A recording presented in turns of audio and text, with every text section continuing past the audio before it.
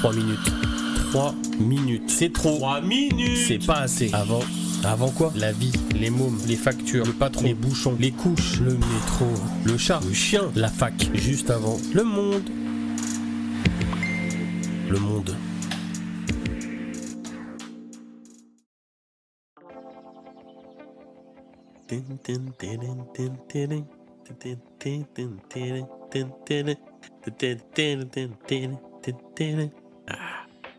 Quand ma petite sœur a accouché, on a débarqué dans la chambre 15 minutes plus tard.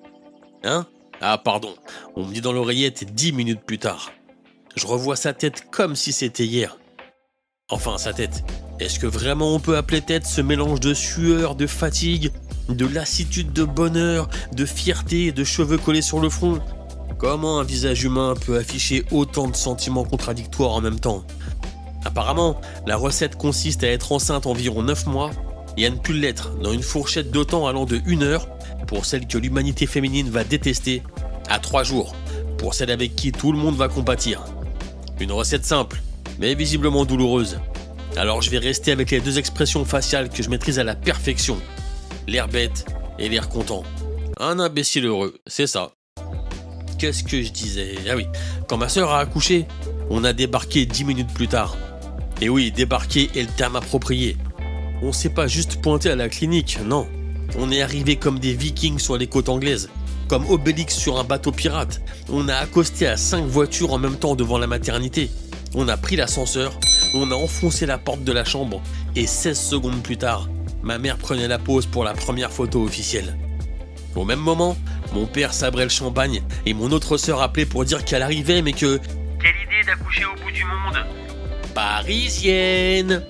Moi, j'écrivais un faux prénom sur le bracelet de naissance, parce qu'il faut bien rigoler. Et mon frère berçait le bébé de la voisine de chambre, qui semblait trouver tout ce Bronx parfaitement normal. Elle, on l'a aimé tout de suite. Et au milieu de tout ça, mon beau-frère. Un sourire béat accroché entre ses oreilles, les pieds à 5 cm du sol. On était 7 dans la pièce, mais on aurait pu être 400, il aurait rien calculé de plus.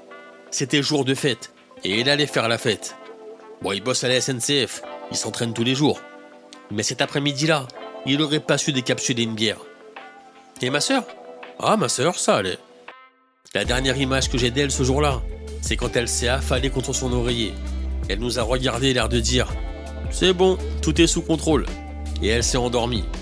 Comme un môme qui s'endort à Noël dans le canapé. 6 ans plus tard, qu'est-ce qui reste de ce moment magique? À part des photos et des souvenirs. Eh ben il reste le moment, point. Des gorges serrées, des cœurs qui explosent, des barres de rire, des larmes.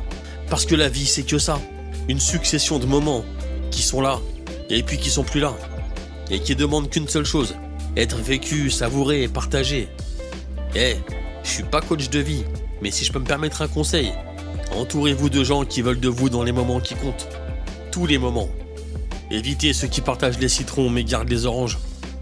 Et n'oubliez pas, aux imbéciles heureux les cœurs pleins. Bonjour tonton, j'aimerais bien que tu m'offres une gigantesque maison pour Noël. Je t'adore, au revoir tonton.